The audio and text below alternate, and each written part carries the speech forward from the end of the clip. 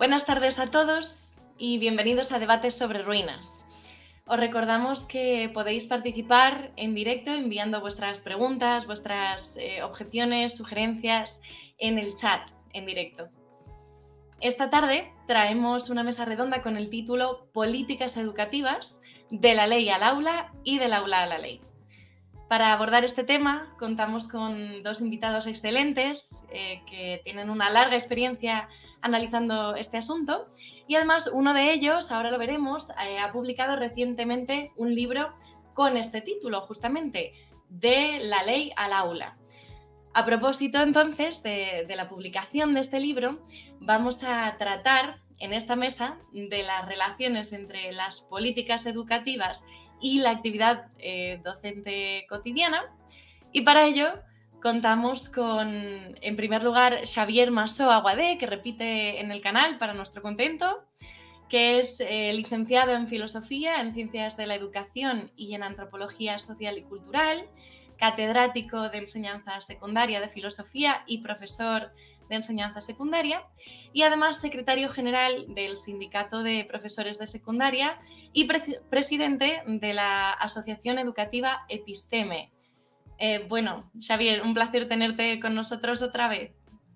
Hola, buenas tardes, Laura. Igualmente por mi parte, que quede claro. Encantados de nuevo. Y bueno, por otro lado, se estrena en el canal Felipe José de Vicente Algueró, que es licenciado en Filosofía y doctor en Historia, catedrático de Instituto en Geografía e Historia y profesor de Historia en Bachillerato y de Historia Económica en un centro adscrito a la Universidad de Barcelona. Felipe José ha publicado numerosas obras, pero la que hoy queríamos destacar, por supuesto, es esta de aquí, De la ley al aula, crónica de la educación en España de 1977 a 2022, que ha publicado Episteme, justamente, la asociación educativa de que antes hablábamos.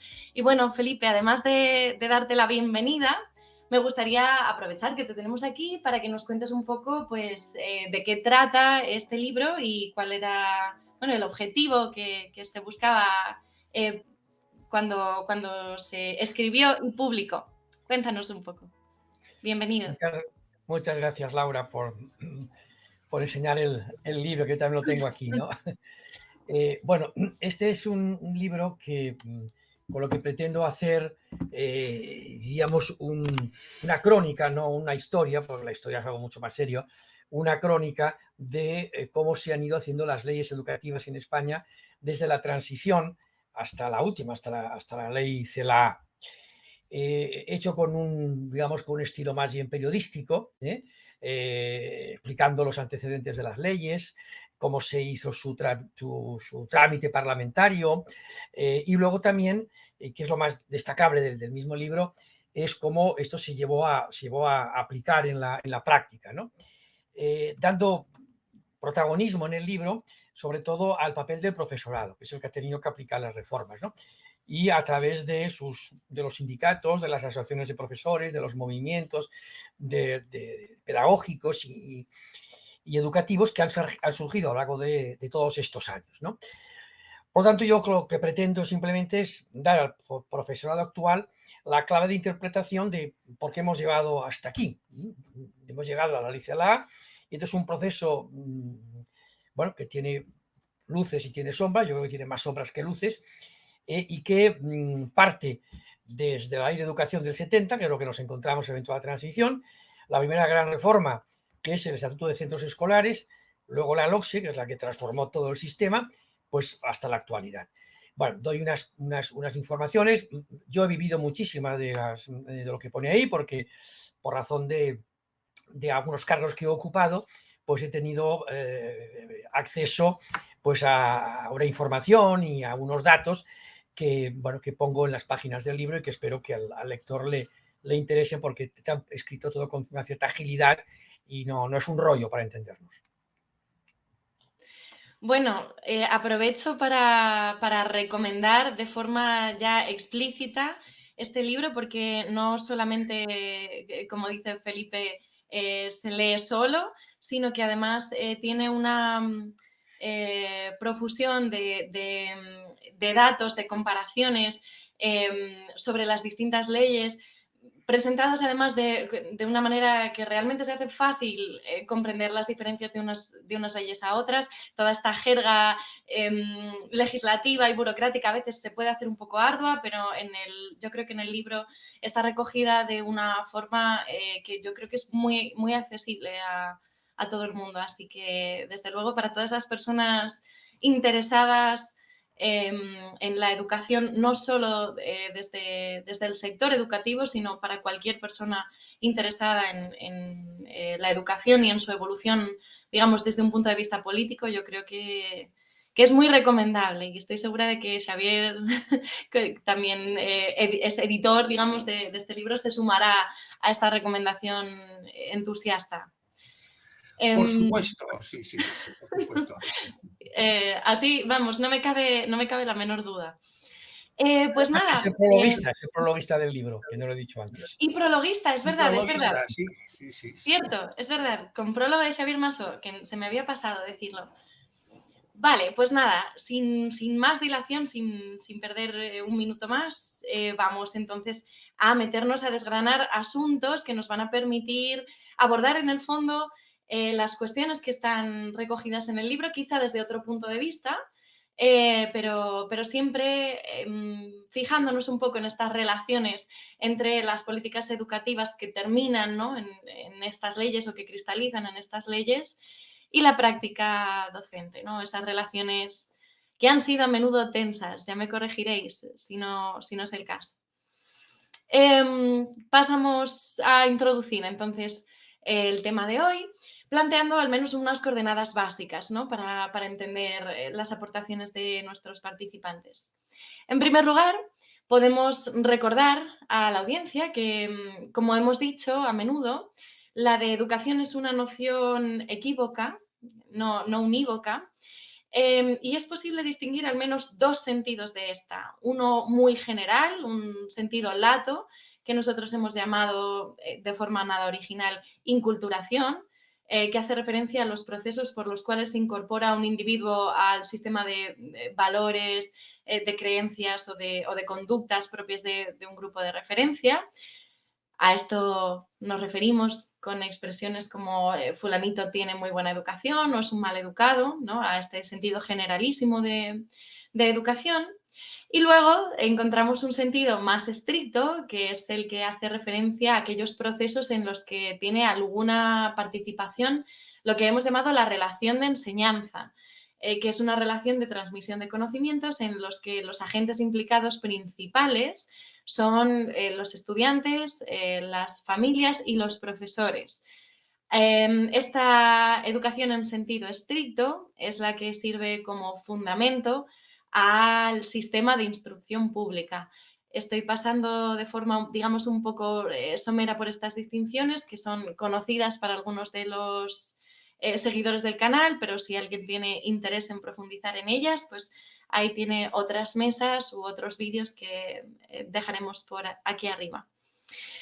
El criterio que nos permite distinguir la educación a escala central y a escala nacional política, que son las dos escalas a que se recorta esta educación en sentido estricto.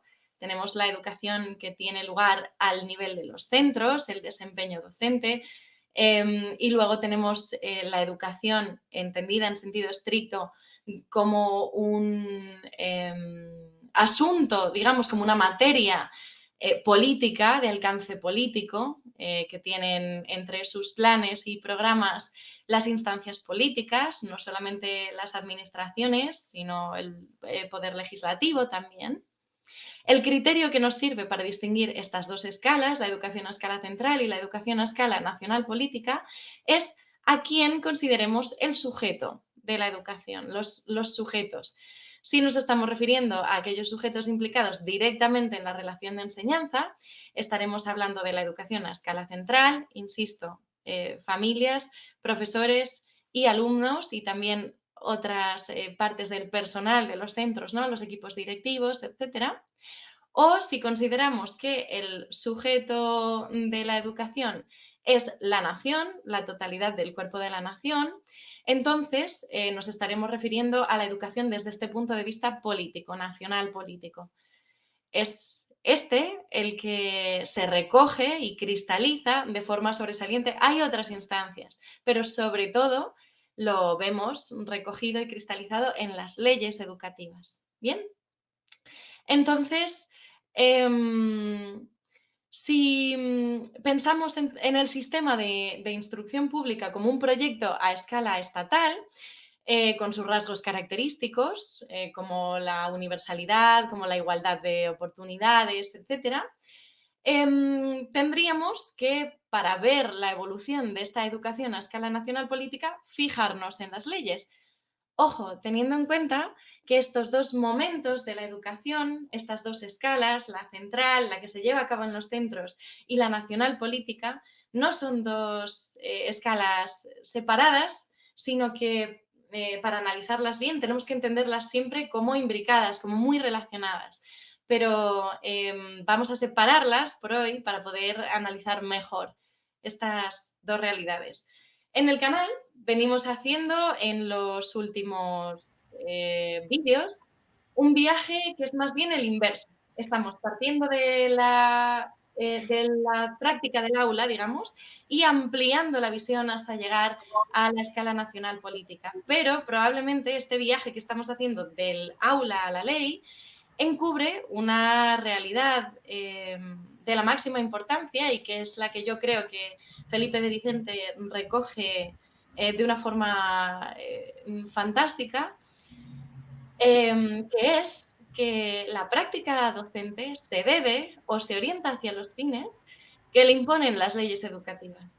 Que la práctica docente en los centros no es una actividad totalmente autónoma, sino que con ciertos límites, y ahora hablaremos sobre esos límites, esta actividad en las aulas viene marcada y necesariamente debe obedecer unas ciertas normas que vienen de instancias que no son propiamente educativas. Y aquí es donde empiezan, yo creo, los problemas, las tensiones y también las cuestiones de interés.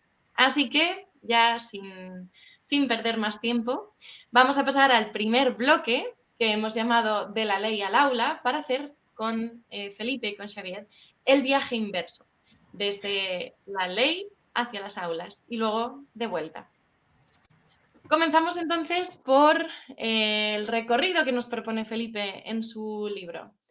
Y con este libro delante y sus conclusiones, os pediría que, si es posible, nos hablaseis de los cambios legislativos que han tenido lugar en España en las últimas décadas. Siempre se suele hablar de que cada gobierno ha introducido su propia ley, una nueva ley, y se tiene, digamos, la idea de que estas leyes son muy diferentes entre sí, que por tanto hay como un caos educativo cada vez que cambia el gobierno.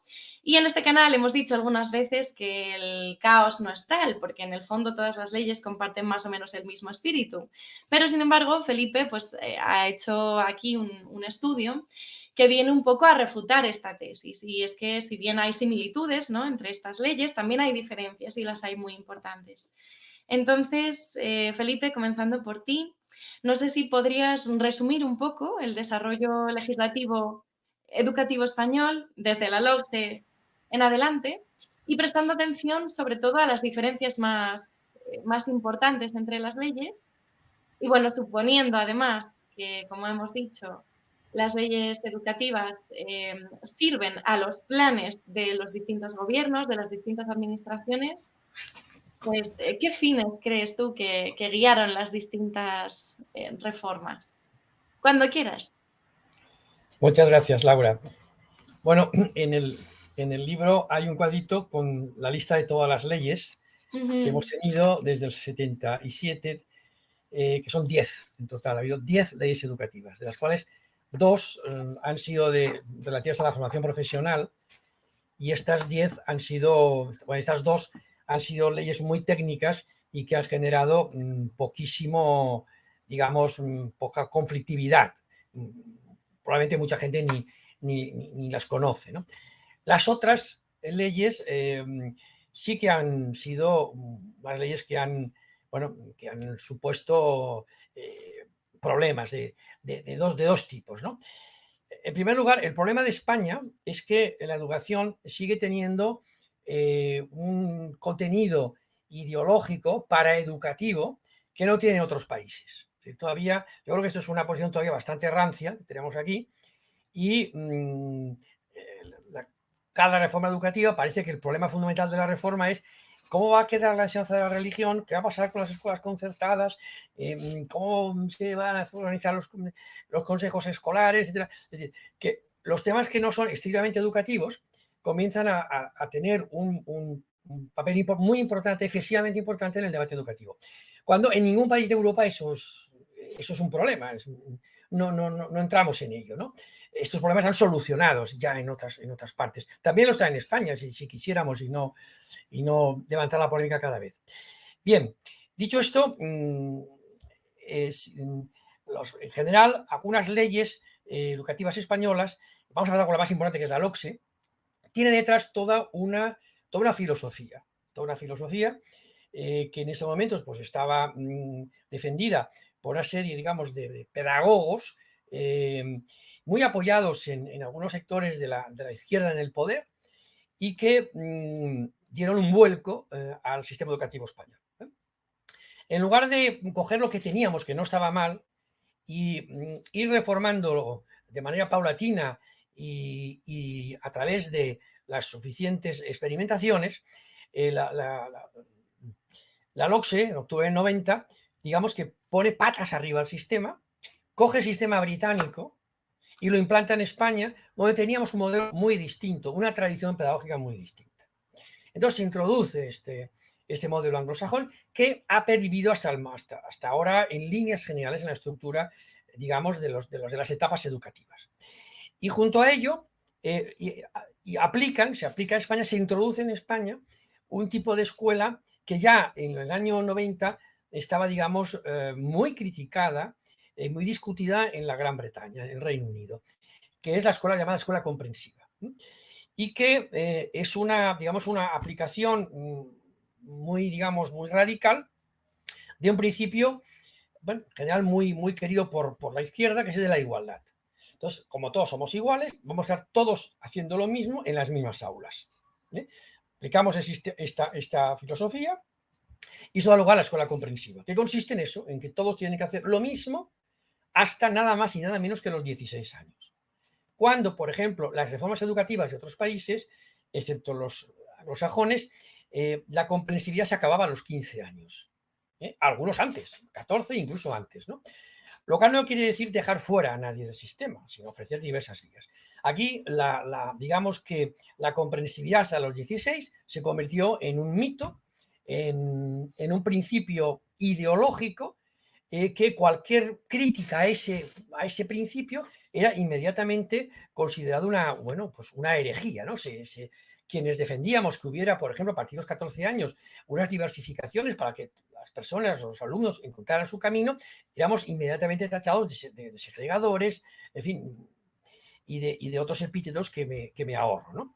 Entonces, esto sí que produjo la LOGE, pues, un cambio muy contrario a la tradición española, a la pedagogía española, y un choque, ¿no? Otra cosa es lo que hizo el profesorado.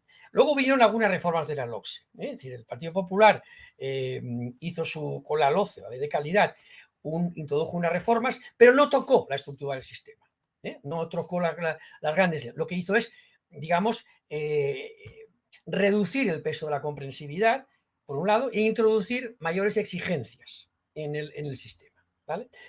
Luego vino la LOE, que no supuso la vuelta a la LOCSE, porque el Partido Socialista entonces se dio cuenta que la LOCSE había generado muchísimos problemas en su aplicación, y lo que hace es mantener en general algunas de las correcciones que había hecho la ley del Partido Popular, la LOCSE, se mantiene ahí. Lo que hace es poner el acento, por ejemplo, en las cuestiones más ideológicas, ¿no? Pues la enseñanza de la religión, el control de los conciertos y la composición de los consejos escolares, en fin, la participación de los padres, etcétera, etcétera, etcétera.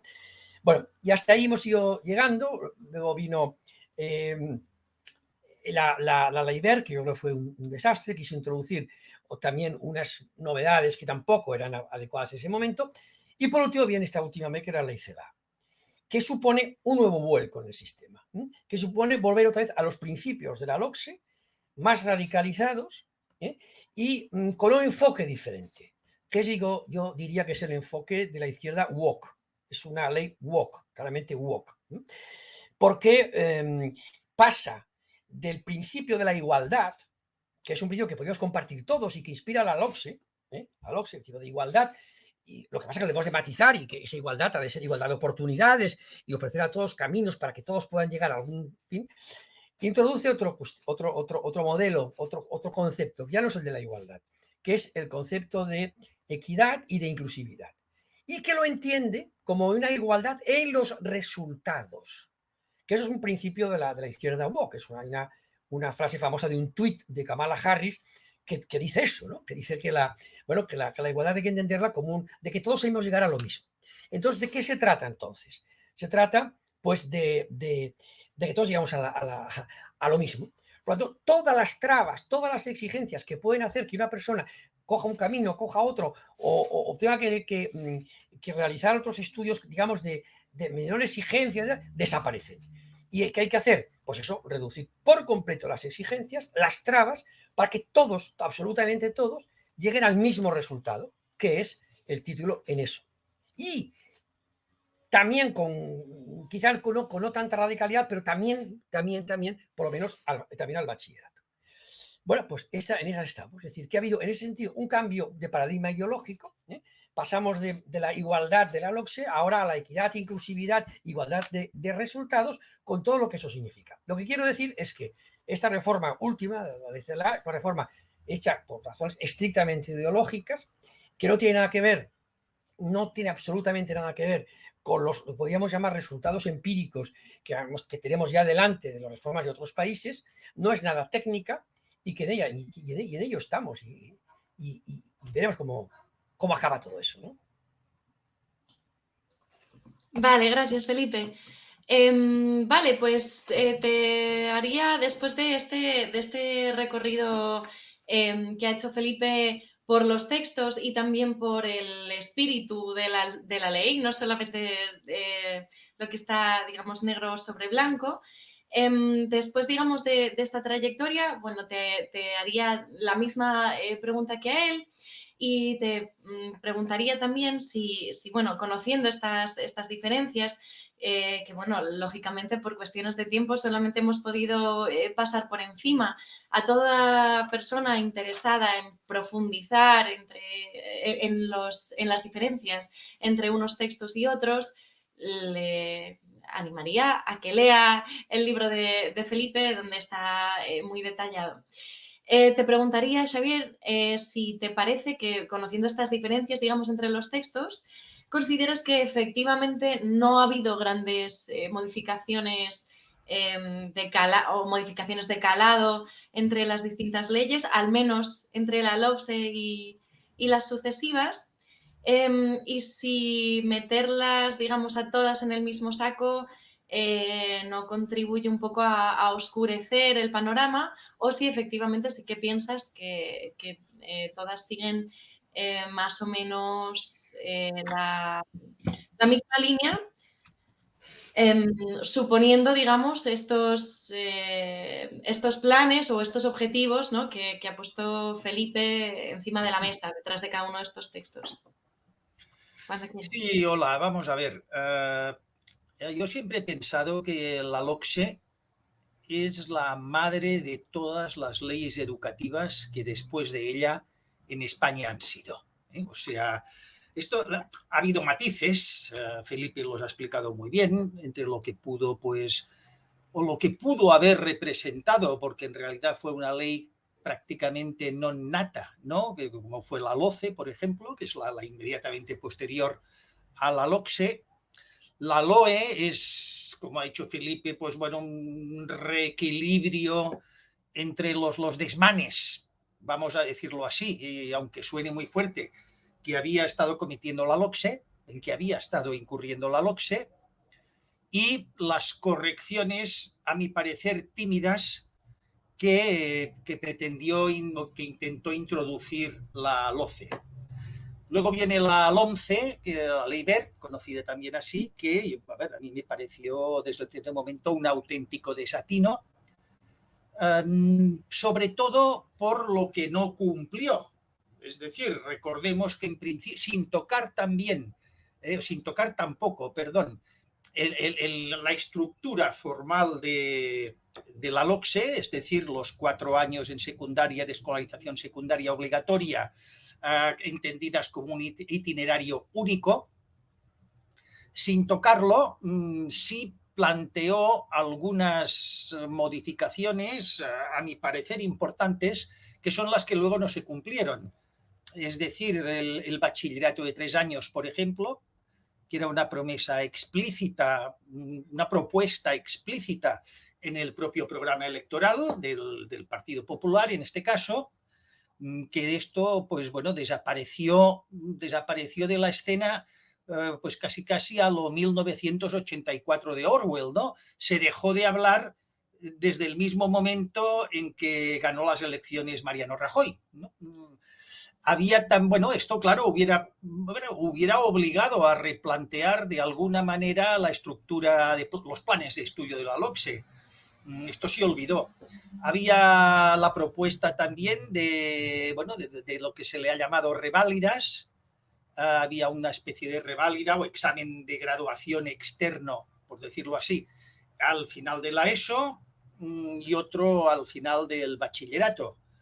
Esto también se olvidó, ¿no? Es decir, a la que empezaron a haber protestas, que se decía así, de los estudiantes, de la comunidad educativa, este concepto tan abstracto, tan etéreo, que es la comunidad educativa, pues que no estaba de acuerdo con esto, y daba más bien la impresión que, como los chistes aquellos que está el general de un ejército esperando que aparezca en la lontananza el enemigo para izar ya la bandera blanca de rendición inmediatamente, ¿no? Es decir, no se dio tampoco ningún tipo de debate serio, ¿no? Eso pasó a la historia también. Y había también una FP básica, que es una de las grandes lagunas educativas que estamos arrastrando desde la LOCSE. Llámesele básica, llámesele como se quiera.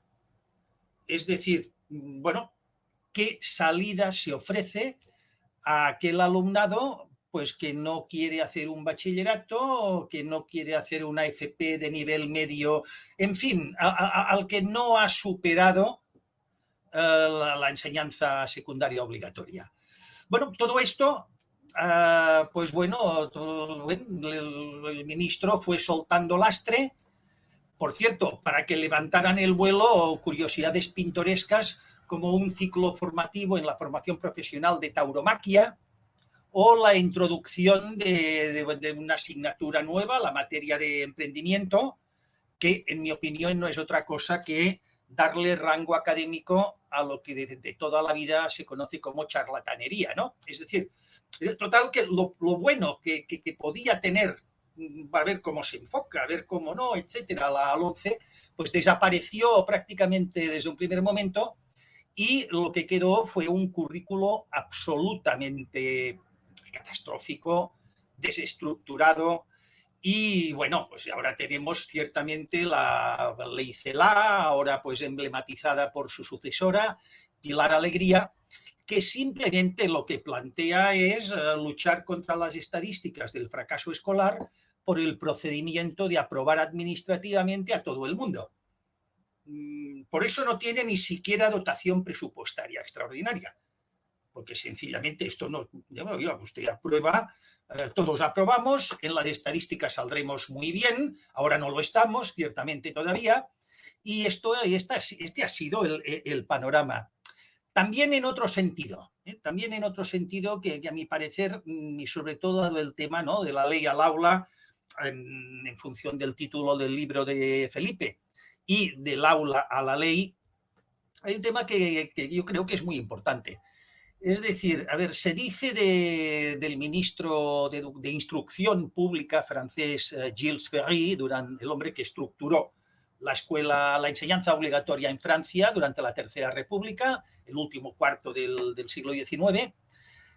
Se dice que, él cuando estaba delante pues, de periodistas, de otros parlamentarios, etcétera, muy ceremoniosamente, pues bueno, ponía la mano en el bolsillo, consultaba su reloj de bolsillo y decía, pues ahora mismo son las 12:35. En estos precisos momentos se está explicando en todos los colegios de Francia el teorema de Pitágoras en tercero y la toma de la Bastilla en segundo. Claro, esta anécdota viene en relación a lo del aula a la ley, vendría a referir de alguna manera a un supuesto intervencionismo, ¿no? Bueno, yo creo que como anécdota sí. Ahora bien, como categoría no. Y se ha criticado mucho, tanto por parte de aquellos que no lo han entendido, que no han entendido la anécdota, como por parte de otros que, habiéndolo entendido y precisamente captando su significado más, digamos, más profundo, sencillamente no comparten este modelo, que serían precisamente los que Felipe estaba calificando pues como todo el pedagogismo, lo definiré así, pues partidario de la comprensividad, la inclusividad, el itinerario de cada cual, y que en el fondo lo que se está cuestionando es la propia idea de currículo. Claro, sin currículo no hay sistema educativo, seamos claros. Otra cosa es, esto no tiene nada que ver con la libertad de cátedra, la metodología que cada docente pues aplique en su momento, pero yo la verdad, yo no sé verle el mal, yo no sé verle lo negativo a que, si no en el mismo día y a la misma hora, tanta precisión relojera, pues también podemos prescindir de ella, entendiendo un sistema educativo como, bueno, como un todo progresivo y procesual, pues para explicar el teorema de Pitágoras, antes hayan tenido que aprender pues a sumar y a multiplicar y a dividir y a restar, es decir, y que hayan acreditado que lo saben, ¿no? Y que es una potencia, que es un cuadrado, etcétera. Claro, a ver, entonces, si no el mismo día, si estamos hablando de sistema educativo, si estamos hablando de currículo, es inevitable que más o menos en el mismo año, en semanas, si quieres, pues en todas partes, a un mismo nivel, se imparta el teorema de Pitágoras, o la toma de la Bastilla o lo que sea, si es que está en el currículo del plan de estudios en cuestión. Claro, hoy en día, desde la LOCSE hasta hoy en día, hemos ido en dirección contraria. Desde currículos adaptados, en Cataluña, por ejemplo, todavía no tenemos currículos a día de hoy. Dicen, he leído por ahí que van a salir mañana. Pero vamos, ya me contarás, ¿no? O sea, vamos a ver, el curso empezó el día 7 en secundaria. Entonces, claro, es todo un desbarajuste con respecto al cual, pues creo que tendremos oportunidad de abundar pues en las siguientes preguntas, ¿no? Pero de momento yo lo dejaría aquí, para no extenderme también. Vale, gracias, Xavier. Bueno, a propósito de lo que decía Xavier, solo por si alguien en nuestra audiencia no supiese esto, en España, de la LOCSE en adelante, aunque creo que en la Ley 70 ya era así, no se detallan cuestiones curriculares. Pese a la importancia que Xavier... Cuando digo que no se detallan cuestiones curriculares, me refiero a que el currículo no figura en la propia ley, no a que no haya referencias al currículo. Por lo tanto, las leyes educativas tienden a ser una fórmula más o menos hueca en cuestiones curriculares, que evidentemente sí, se detallan las organizaciones de las etapas, quién promociona, qué no, qué requisitos hay para promocionar, para aprobar, etcétera. Pero lo que es la concreción del currículo corresponde primero a reales decretos del gobierno de turno que establece unos contenidos mínimos y luego, en la medida en que la competencia legislativa educativa está transferida a las comunidades autónomas en España, son las comunidades autónomas las que, mediante decretos pues, autonómicos, completan el currículo. Entonces, solamente para quien, digamos, no conozca esto, entre quienes nos ven, Si, como dice Xavier, el currículo es una pieza fundamental en la influencia, digamos, de la ley sobre la práctica docente, en la medida en que, por lo menos en teoría, constituye su programa, el legislador se ha preocupado de pues, introducir principios como los que decía Felipe, ¿no? De la equidad, etcétera, pero no de detallar qué es lo que se tiene que estudiar, ¿no? Simplemente o sea, se ha hecho en reales decretos, pero no en la ley orgánica de educación. Cuando realmente pues, tenemos ejemplos legislativos previos en España que sí que entraban a valorar el currículo, como la ley Moyano, que estuvo vigente pues, un montón de tiempo, ¿no? Hasta prácticamente ayer, hasta el 70, por lo menos parcialmente. Pasamos entonces al segundo bloque. Si queréis añadir alguna cosa, tendremos oportunidad en las siguientes intervenciones. Pasamos al segundo bloque, que ya estaba más o menos introducido en la intervención de Xavier, en la última intervención de Xavier, que es el bloque que se titula Del aula a la ley. Vamos a ver cómo estos textos, aprobados con mejor o peor fortuna, han influido en la práctica docente, digamos, real. Y es que es relativamente habitual escuchar que las relaciones entre el legislador educativo, entre las administraciones y entre los legisladores educativos y la práctica docente real están completamente rotas, estas relaciones. No es nada difícil escuchar en un claustro, creo que estarán de acuerdo nuestros... las personas que nos siguen y que son profesores, no es nada difícil escuchar en un claustro que los legisladores hacen las leyes que hacen porque nunca han pisado un aula. Y cómo se nota que nunca han pisado un aula, ¿verdad? Y al mismo tiempo, por parte de las autoridades y de sus asesores, cada vez que se anuncia bombo y platillo una reforma legislativa contestada por el profesorado, se nos suele decir que es que los profesores estamos como en nuestra torre de marfil, que no queremos cambiar nada en nuestra forma de operar y que nos toca reciclarnos, pero no queremos. Entonces, digamos que esta comunicación de la ley al aula y del aula a la ley parece que estuviese rota, ¿no?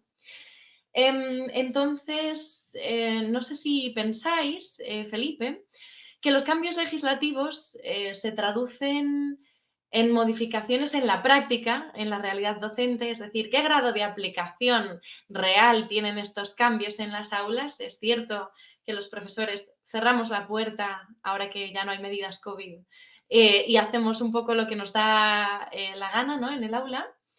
¿Llega realmente la ley al aula y de qué forma? Y en el caso de que los mandatos legales no se hayan llevado a cabo por completo con las distintas reformas, a tu juicio, ¿cuáles serían las razones de este incumplimiento? Cuando quieras. A ver, un segundito que te enchufo ahora. Ahora sí. Bien, digo que habría que ver hasta qué punto hay incumplimiento, ¿no? Claro, lo que no puede hacer el Estado es poner un policía en cada aula, ¿no? Si pudiera lo haría seguramente en algunos sitios, ¿no? O mandaría inspectores para que lo hagan, ¿no? Vamos a ver, yo lo que pienso es que cuando llega la LOCSE el año 90, cuando llega la LOCSE, en este momento había un profesorado mayoritariamente joven, muy joven, que había entrado a finales de los 70 porque se habían creado muchos centros a raíz de los pactos de la Moncloa y que además estaba en esos momentos ese profesorado con muchísimas ganas de mejorar su didáctica, transformar su modo de enseñar, ¿no? Yo es cuando empecé a finales de los 70 y recuerdo que había muchos grupos de renovación pedagógica de mi especialidad, etcétera, etcétera. La propia Ley General de Educación lo que hizo es propiciar los centros experimentales, los centros piloto, etcétera, etcétera. El problema es que viene la ley y entonces la ley lo que hace es imponer una determinada metodología a un profesorado que ya estaba renovándose, que lo estaba haciendo bien, que lo estaba haciendo de la mejor manera que se puede hacer, que es, bueno, déjeme usted hacer, vamos a ver esto si funciona, si no funciona, voy tirando, etcétera, etcétera, ¿no? Entonces, con la LOCSE se pretende imponer ya una pedagogía, se impone una doctrina pedagógica que en fin, que viene fundamentalmente del mundo anglosajón, lo que ocurre es que luego el profesorado no la termina de asimilar, a pesar de que se gasta muchísimo dinero en cursos de formación, etcétera, no se termina de aplicar por dos razones, porque el profesorado viene de una tradición pedagógica anterior y segundo, porque ya está haciendo una atraso, ya lo ha hecho, es decir, ya no hay. Cuando yo entré a dar clases de historia, los profesores de historia ya no hacían lecciones magistrales, íbamos ya con muchas diapositivas, la mano, y con mapas históricos que entonces se vendían mucho, etcétera, etcétera. Los libros de texto los podemos comparar, podemos ver libros de texto a los finales de los 70 con algunos de los 60 y se verá esa renovación. Entonces, la administración, en lugar de dejar que ese impulso siguiera, y que hiciera el propio profesorado hiciera su renovación, y porque al final lo que importa es que los alumnos tengan conocimientos, que los alumnos aprendan. Si aprenden de un método o de otro, oye, ¿por qué vamos a meternos, no? Pero como eso, ya digo, en el tema de la LOCSE la gente no solamente se vio muy desbordada, sino que además se produjo un rechazo a todas las teorías, sobre todo de psicólogos, psicológicas, que estaban detrás de todo eso. Lo que ahora se ha hecho con la ley CELA es esa atornillar al profesorado y decirle, bueno, ahora vas a hacer lo que yo te diga, te guste o no te guste. Entonces, lo que hace la ley es algo insólito, una ley orgánica, ¿no? Que es introducir por ley unas metodologías. Oiga, ¿por qué me pones esta y no puedo hacer otra? No, usted tiene que hacer ámbitos, usted tiene que hacer proyectos, usted tiene que sumarse y no digamos en los currículums también la cantidad de normas metodológicas que se introducen. Oiga, ¿no es mucho mejor que usted me diga qué es lo que tienen que aprender los alumnos y déjeme a mí que yo metodológicamente haga lo que me parezca más oportuno? Lo que no puedo hacer, claro está, es sentarme una silla y no hacer nada, ¿no? Ya está. Entonces, ahora, claro, se hace una tornilla más. Incluso se introduce algo también verdaderamente insólito, incluso en una democracia, ¿no? Que en una ley orgánica de educación se amenaza al profesorado mediante posibles expedientes, no por incumplimiento de sus deberes como funcionarios, sino digamos, por no, si está un poquito edulcorado, digamos, el texto, pero en definitiva es por no seguir mi metodología. Si usted no sigue lo que yo le estoy diciendo, ojo, porque le hago un expediente, entonces como no es disciplinario, porque no es porque usted se ha portado mal, lo que voy a hacer es dejarle, pues bueno, pues que no dé clases o que se ponga, o lo voy a encargar de la biblioteca y cobrar usted el sueldo base y ya está, ¿no? Claro, eso no se había hecho nunca. Y ya veremos cómo acaba todo esto, ¿no? ¿Qué ha producido esto? Pues un rechazo. Estamos viendo, y yo creo que en eso Xavier tiene mucha más información que yo, en una gran parte del profesorado, pues se está rebotando contra esa imposición metodológica, que bueno, es que ni la ley del 70, que insisto, que la firmó Franco en agosto del 70 en el Pazo de Meirás, o sea, ni esa ley imponía una metodología, al contrario, decía que cada uno siguiera lo que le parecía más oportuno. Eso me parece un escándalo, que en una ley orgánica se introduzcan esas obligaciones. Entre razones, por razones de racionalidad jurídica, de técnica jurídica, ¿no? Es decir, si tú quieres cambiar una metodología, tienes que hacer una ley orgánica para cambiar algo, una metodología. Eso tiene que estar en todo caso en los decretos o en los consejos o orientaciones que se habían hecho hasta ahora. Por lo tanto, no sé con el contexto de todo lo que me has dicho, pero bueno, por lo menos he hecho una intervención. Yo creo que Xavier me lo va a completar todavía mejor, porque yo creo que tiene más información a pie de aula, ¿no? Y creo que esta idea del rechazo que se está produciendo, esa imposición, la conoce mucho mejor él.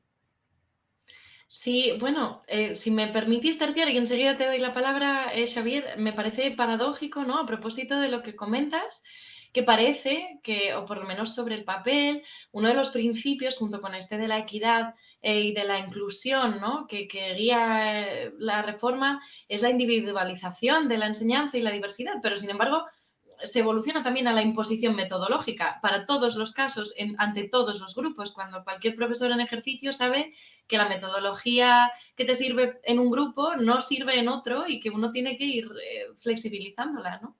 Xavier, cuando quieras.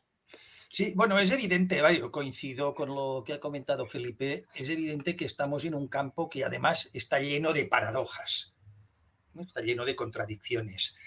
A ver, evidentemente que las leyes educativas influyen y mucho en el aula.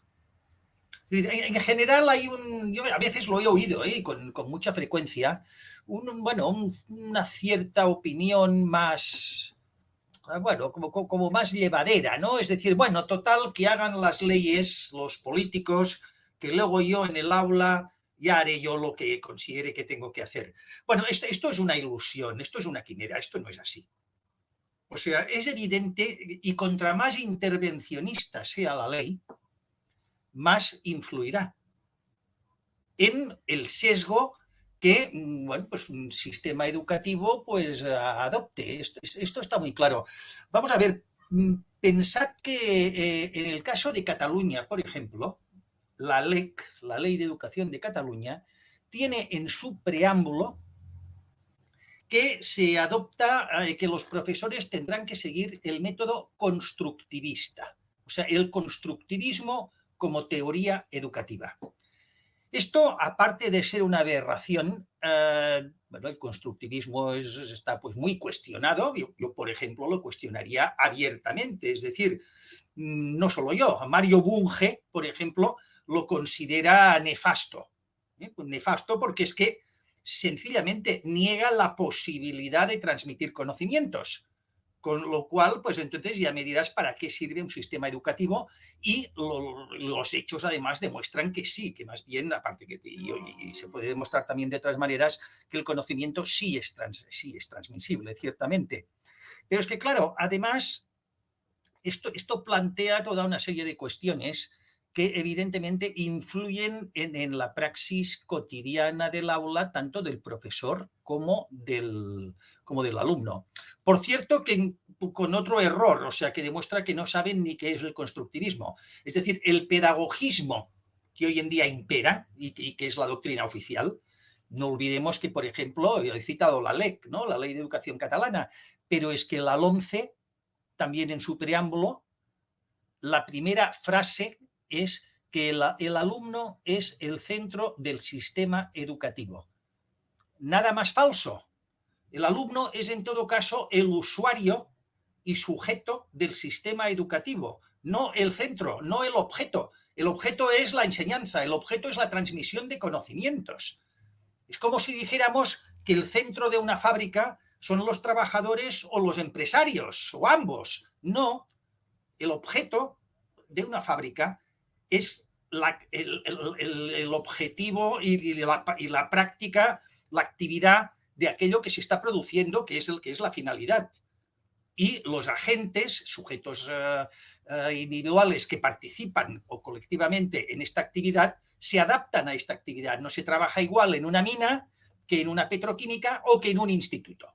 Es decir, no, esto de que el alumno es el centro del sistema educativo, este alumnocentrismo, vamos a empezar porque es falso. Esto ciertamente es el constructivismo de Piaget.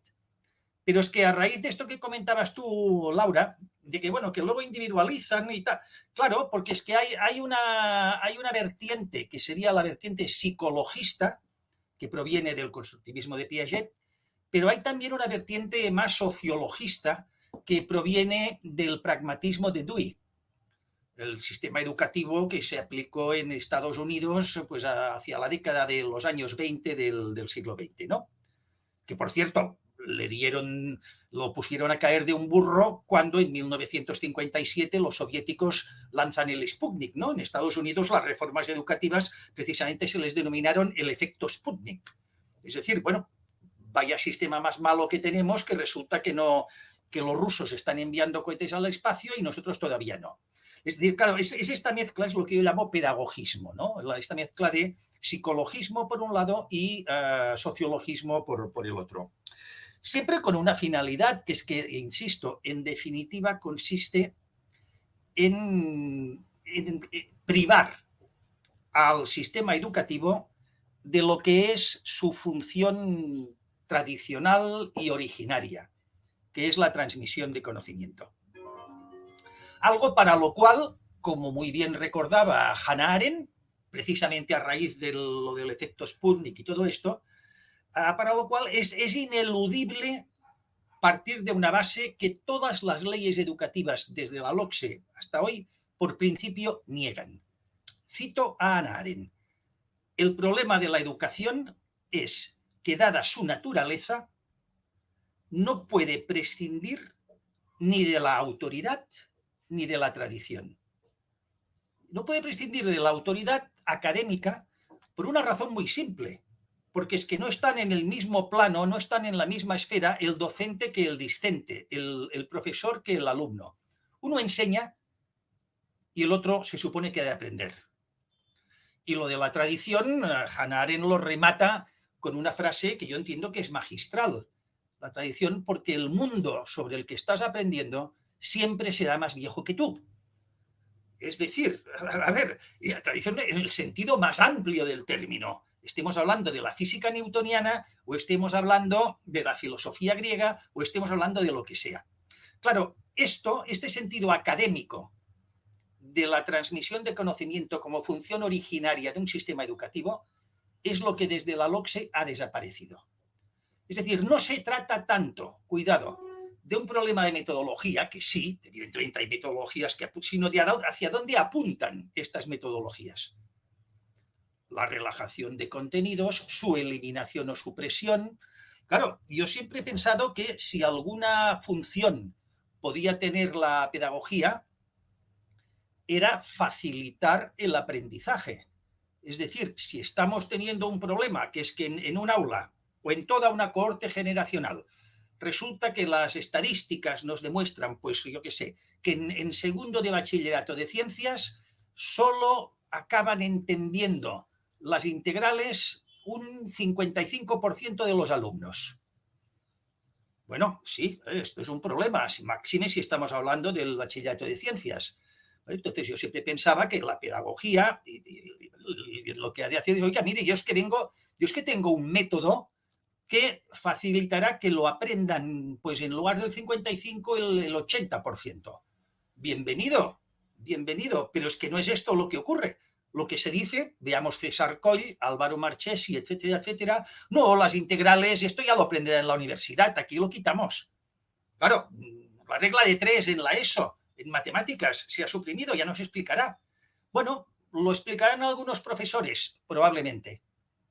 ¿Podrán evaluar en función de si se han aprendido los alumnos la regla de 3 o no? Pues no, evidentemente, porque por ley está prohibido. Es decir, por supuesto que influye. Y si yo estoy obligado como docente a aprobar a todo el mundo, es evidente que, bueno, no sé para qué evalúo, ¿no? Es decir, ¿qué sentido tiene evaluar? Entonces, y esto es lo que está, de una forma u otra, puede parecer una exageración, pero bien os puedo asegurar que no. Pensemos en la campaña reciente que ha habido contra los ámbitos entre profesores valencianos, aquí en Cataluña con el tema de los nuevos currículos LOMLOE. Vamos a ver, claro, porque oiga, que esto no es un currículo, que oiga, que esto no es nada. ¿Cómo vamos a hablar de matemáticas socioemocionales, por favor? O sea, hay que ser más serios. Y el problema es que son serios, saben perfectamente a lo que van, es decir, a reconvertir el sistema educativo en algo que ya no está pensado para transmitir conocimientos, sino que está pensado para otras cuestiones y para otros objetivos. Pero entonces, claro, el problema es que seguimos viendo el sistema educativo, pues, y la educación obligatoria, y la igualdad de oportunidades, y la educación universal, a partir de, pues de una construcción de significado, dicho muy rápidamente, en una relación semántica, por ejemplo, o semiótica, perdón, entre, pues, educación universal, igualdad de oportunidades, escolarización, siendo la escolarización allí donde se materializa esta idea de educación universal y de igualdad de oportunidades. Mentira. La relación semántica se ha roto, semiótica, y perdón una vez más, se ha roto, ya no la hay. Estamos viendo el sistema educativo que tenemos hoy en día pensando que lleva a cabo esto, como podemos estar viendo una estrella, porque nos llega su luz, pero que ya está extinguida. Simplemente, esto es lo que está ocurriendo. No me extiendo más, ¿eh? Podría, pero vale, vale. Bueno, ahora tendremos oportunidad de ver alguna cosilla más. Lo que pasa es que creo que esa figura de la luz del principio de igualdad del sistema de instrucción pública que nos llega como de una estrella muerta, a mí por lo menos me ha dejado planchada por la potencia de la figura y por lo bien que representa aquello a que apuntas. Además, bueno, solo como un apunte por si alguien en la audiencia quiere profundizar en ello, acerca de estos, bueno, currículos etéreos que tienen un efecto muy significativo sobre la práctica docente. Yo diría que probablemente la imposición de los ámbitos en la Comunidad Valenciana a que te referías es probablemente una de las más serias, porque sí que entorpece completamente la función de un docente especialista en una materia. Si alguien no sabe en qué consiste esto, le animo a que se pase por las redes o por la web de la asociación OCRE, con mayúsculas, todo junto, OCRE, como suena, OCRE, para que se entere un poco de lo que está pasando en la Comunidad Valenciana con los ámbitos y, por tanto, lo que podría pasar en el resto de los territorios, porque no es bueno, descabellado pensar que los compañeros de la Comunidad Valenciana estén ejerciendo un poco de cobayas de una transformación que se va a llevar a cabo a nivel nacional. Especialmente vista la propuesta de la nueva prueba de selectividad de EBAU, que en la práctica evalúa ya por ámbitos todas las asignaturas del llamado ámbito lingüístico. Y por competencias, también por competencias. Y por competencias, correcto, es verdad. Todavía no sabemos muy bien cómo van a ser estos ejercicios por competencias, porque no han dado más que una presentación de PowerPoint un poco ambigua, pero lo que sí sabemos es que se suprimirán las pruebas específicas de materias del ámbito llamado sociolingüístico. Claro, ¿qué tendrá que ver, ¿no? La historia, por ejemplo, con la enseñanza de la lengua inglesa? ¿Y cómo se va a evaluar todo eso junto? Pues lo veremos en el próximo capítulo. Bueno, simplemente para terminar este bloque del aula a la ley, quería preguntaros un poco por la inversa, ¿no? Del aula a la ley hemos hablado de las relaciones desde el legislador, digamos, hacia el docente, y yo quería preguntaros si pensáis que las demandas de los agentes educativos, los docentes, los sindicatos, las asociaciones de familias y estudiantes, la patronal educativa, pues, las editoriales, etcétera, tienen influencia en las leyes educativas y si creéis que alguno de los textos que hemos visto cristaliza esa influencia. Tenemos, digamos, desde el aula a la ley alguna capacidad de influencia como asociaciones. Cuando quieras, Xavier, comienzas. Bueno, es evidente que tienen influencia, aunque yo creo que no tanta como se dice tampoco. Es decir, hay un paradigma educativo que de alguna forma viene impuesto o semi-impuesto desde fuera, interpretable también, que aquí se interpreta muy rígidamente, pero es evidente que influencia sí tienen. Claro, el problema es que yo probablemente lo que voy a decir sea muy impopular, pero el problema es que no deberían tenerla. Es decir, yo vuelvo a Hannah Arendt, ¿eh? O sea, a ver, el mundo de la escuela, precisamente por sus propias características, no lo que es habitual o usual en el ámbito de la esfera pública, política, dice ella, no sirve en la enseñanza. Es decir, desde esta perspectiva, la perspectiva de Hannah Arendt, que comparto plenamente, la escuela ha de estar aislada del mundo. Aislada en un sentido no fuerte, ¿eh? No hace falta poner un búnker, entiéndeme. Pero sí que, a ver, hay una serie de cuestiones que se han de dirimir académicamente. Entonces, lo que ha de saber alguien que queda saliendo de la facultad autorizado para ejercer la medicina, pongamos por ejemplo, esto no lo puede decidir la sociedad. Esto lo ha de decidir quien sabe de medicina. Y lo que ha de saber de matemáticas, el que se ha limitado a estudiar, el alumno que sencillamente se olvida de las matemáticas en cuarto de la ESO, el que hace ciencias en bachillerato pero luego va a una FP o no hace nada más, o el que acaba licenciado o graduado en matemáticas al salir de la universidad, o cuando digo matemáticas puedo decir filología, historia, la que sea. Esto no es cosa de la sociedad. Lo siento mucho, pero no es cosa de la sociedad. Esto es cosa de quien conoce la materia y dentro de un proceso se establece gradualmente qué corresponde aquí, qué corresponde allá, y siempre con una doble función. Es decir, yo creo, lo iba a decir antes y luego se me ha olvidado, entonces lo recupero ahora.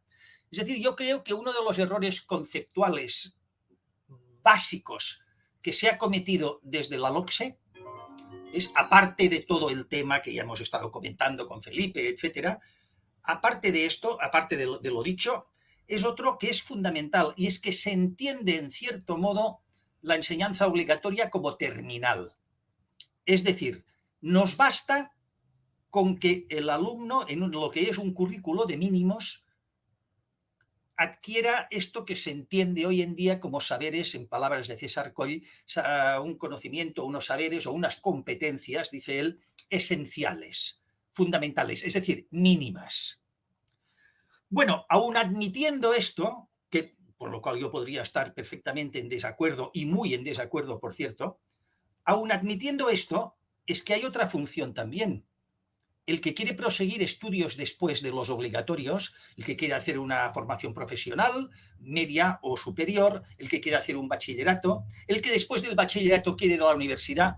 Es decir, la obligación de un sistema educativo es prepararlo en cada nivel para estar en condiciones de acometer y afrontar el siguiente. Y ahí no es suficiente con estos saberes mínimos que se establecen y que, por cierto, tampoco nunca se consolidan ni se alcanzan. Y ahí tenemos uno de los mayores fracasos escolares de toda la OCDE, por ejemplo, en el caso de España, y sin contar los maquillajes a que se somete. Es decir, claro, este es otro problema, ¿no? Que ahí tenemos una mentalidad de tener la enseñanza obligatoria como terminal.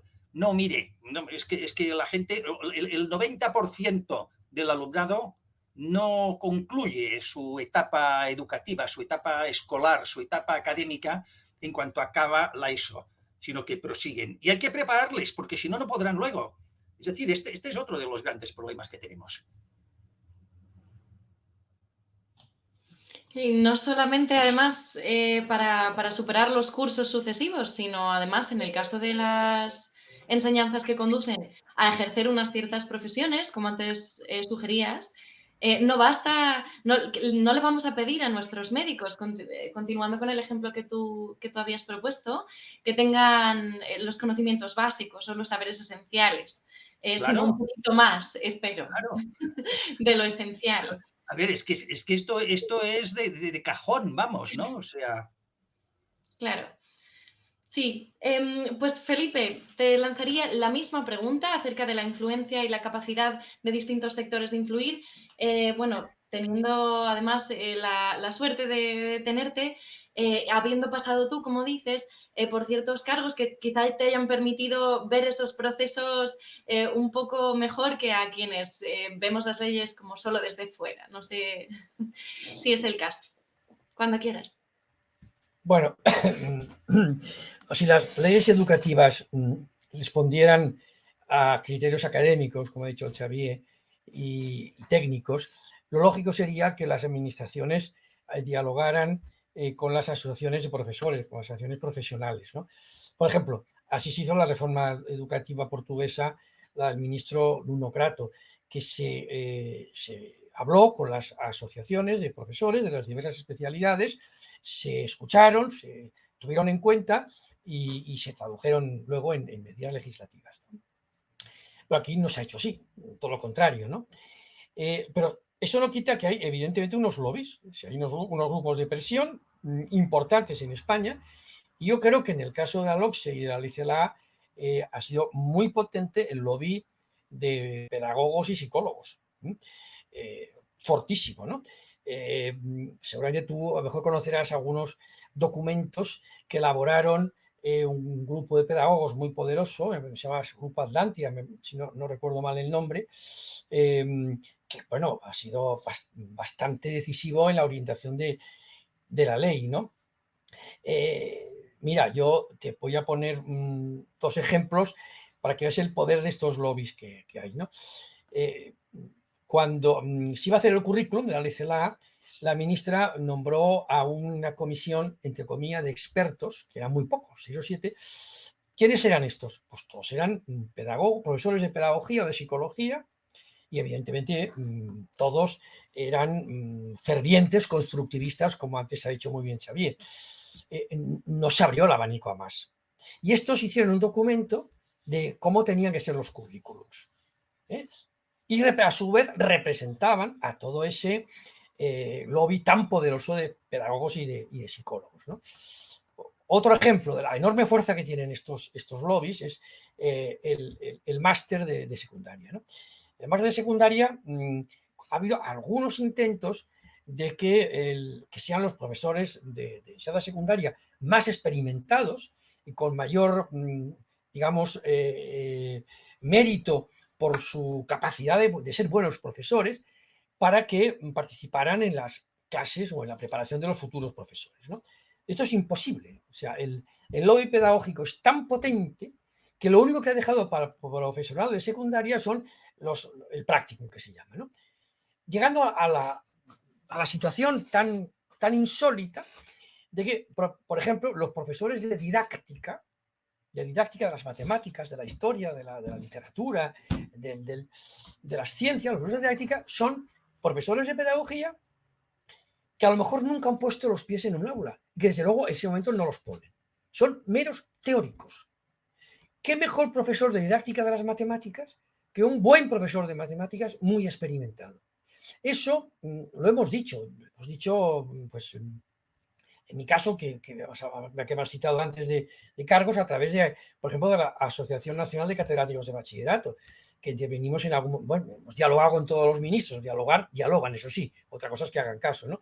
Y le hemos pedido reiteradamente, incluso en alguna comparecencia en el Congreso de los Diputados, que tuve oportunidad de estar, lo dije, y puse ese ejemplo, que era absolutamente, era absurdo, ¿no? Que un señor que está en la facultad y porque ha ganado una oposición de didáctica de las matemáticas, este señor enseña a los profesores de matemáticas cuando él no está en el aula. Por favor, eso es... Ahora, es tan poderoso ese lobby, es tan potente, que ha hecho imposible que ningún ministro, por ejemplo, pueda hacer una cosa tan elemental, que es que enseñe la didáctica de las materias los profesores que están enseñando esas materias y son buenos profesores. Yo creo que con estos ejemplos creo que contesto algo a lo que decías. Vale, en efecto, sí, desde luego se puede ver como muy claramente. Y estaba pensando en que cuando diseñamos esta mesa, yo pensaba que estos 2 primeros bloques iban a ser mucho menos explícitamente políticos de lo que han sido finalmente, pero yo creo que simplemente planteando estas preguntas se puede ver cómo este sentido de la educación a escala nacional política, en sentido estricto a escala nacional política de que hablábamos, o la escuela como materia pública, como materia política, incluso cuando parece que nos estuviéramos refiriendo a detalles técnicos, esconde, o a veces no esconde, sino que es muy explícito, como en los casos que acabas de citar, Felipe, estos planes o intereses de distintos grupos sociales, desde los propios partidos en el gobierno a los distintos lobbies, ¿no? Y es justamente de esto de lo que vamos a hablar en nuestro tercer bloque, que hemos titulado Políticas educativas y la guerra por la educación.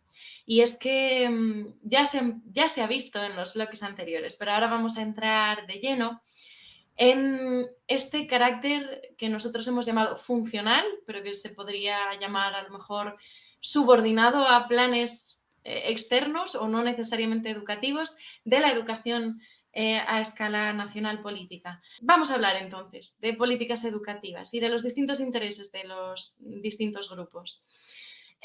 Sí, como hemos sugerido, la educación no es una esfera completamente independiente, ¿no? Que yo creo que es por donde ibas un poco, Xavier, de otras instituciones públicas o privadas. Y si además la planificación legislativa y ejecutiva de la educación pues obedece a ciertos fines, ¿no?, que se pretende conseguir, pues cabe preguntarnos sobre quién o quiénes marcan estos fines, ¿no?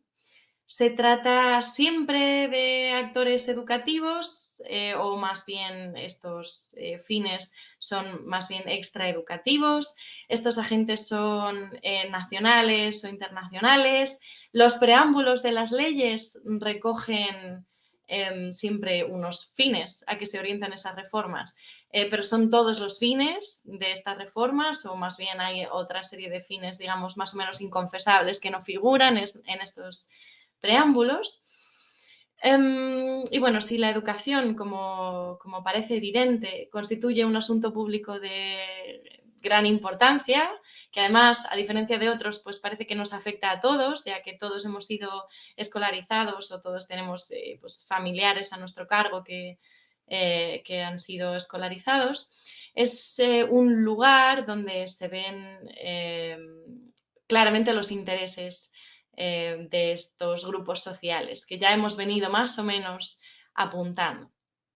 Algunos de los asuntos en disputa, disputa política en torno a la educación, como decía Felipe, han sido pues, el papel de la religión en el currículo, las asimetrías regionales entre los distintos sistemas educativos autonómicos, la tensión entre la red de titularidad pública y las redes de titularidad privada concertada y privada, y el papel de la educación en valores, el adoctrinamiento, la educación para la ciudadanía, etc.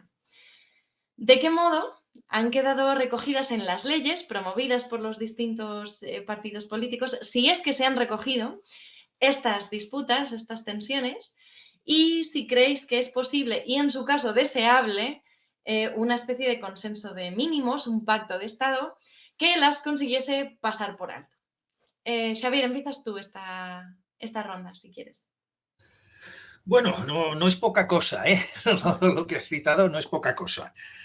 Vamos a ver, que un pacto educativo, y yo no diría de mínimos, pero vamos a aceptarlo así, de mínimos, es urgente, pero urgente, extremadamente urgente, de eso estoy convencido.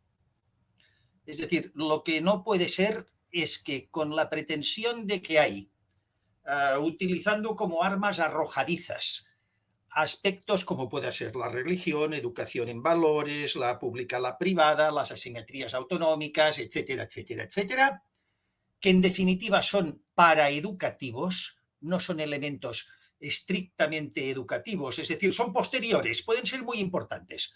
Es decir, vamos a ver, puede haber quien sea partidario de la desamortización de los bienes de la enseñanza privada concertada y puede haber quien sea partidario de la privatización de la enseñanza pública.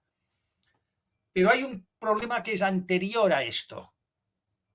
Es ¿para qué está un sistema educativo?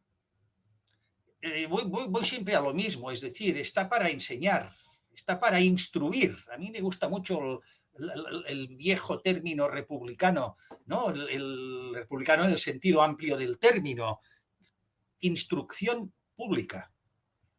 Al teorema de Pitágoras, para quien lo haya aprendido, porque se le habrá explicado, le importa muy poco que esto se haya explicado en una escuela pública o en una escuela privada. Lo importante es que se haya enseñado el teorema de Pitágoras. No que se diga que no hace falta enseñarlo, que este alumno, como no le gustan las matemáticas o sus propensiones son tal cual, pues no hace falta que se lo expliquemos y lo aprobamos igual. Esto es lo que no puede ser. O sea, porque mientras nos perdemos en cuestiones derivadas, subsidiarias, en paraeducativos, que, por cierto, acabo de acabar un libro que va de esto precisamente, ¿no? O sea, mientras estamos discutiendo de esto, como armas arrojadizas frente a una supuesta guerra meramente fraseológica sobre los tarros de las esencias de una supuesta izquierda y de una supuesta derecha, etcétera, etcétera, nos estamos olvidando y no accidentalmente, o se nos está haciendo olvidar y no accidentalmente de qué es lo que realmente ha de perseguir un sistema educativo. Y ahí es donde está el auténtico quid de la cuestión. Luego, dices, hombre, asimetría, religión. Pues mira, a ver, yo no soy creyente en principio, pero también te diré una cosa. Una instrucción en materia religiosa me parece ineludible, pero no solo porque, como se suele decir muchas veces, hombre, es que es para entender la historia del arte occidental. No. Vamos a ver. Ni siquiera la ciencia, en tanto que producto occidental que es, y que surge en el siglo XVII, pues con la revolución científica, Galileo, Copérnico, antes del XVI, etcétera, se puede entender sin entender, por ejemplo, los 1000 años anteriores de la Edad Media, que son, o se sobreentiende que se ha dicho que son, pues que teocráticos, religio, etcétera, etcétera. Pues bueno, sin la metafísica cristiana no se puede entender el surgimiento de la ciencia moderna.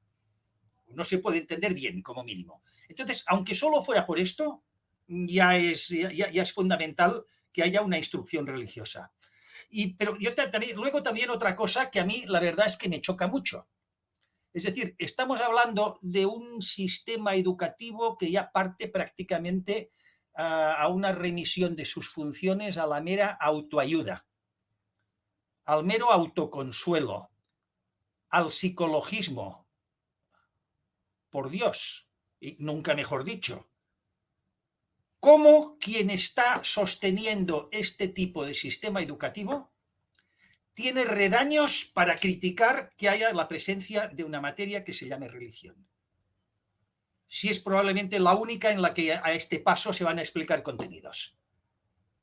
De modo que yo en este tema lo que diría con toda franqueza es aquella petición tan cristiana que era virgencita, virgencita, que me quede como estoy. Porque lo que se está haciendo, a ver, es que realmente es de juzgado de guardia. Simetrías autonómicas. A ver, se suele decir que en España, o yo lo oigo muchísimas veces, ¿no? No, es que aquí en España tenemos 17 sistemas educativos a uno por autonomía. No. Hay un sistema educativo que sin duda es malo, peor, pésimo, pero uno. Que, bueno, como hemos dicho antes, a ver, hablábamos tú lo has comentado, ¿no? Lo de la parte que queda para ciertas autonomías.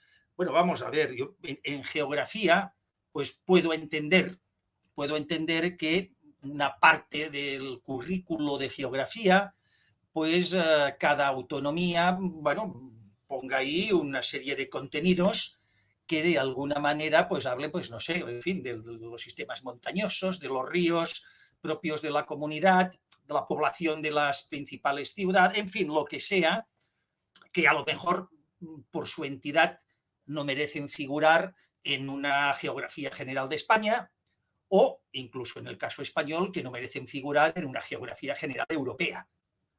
Vale, en geografía lo puedo entender, pero oye, en matemáticas o en física y química, lo puedo entender en historia también. Vale, bien, admitámoslo. Pero en matemáticas, ¿hay una matemática catalana, una matemática castellana?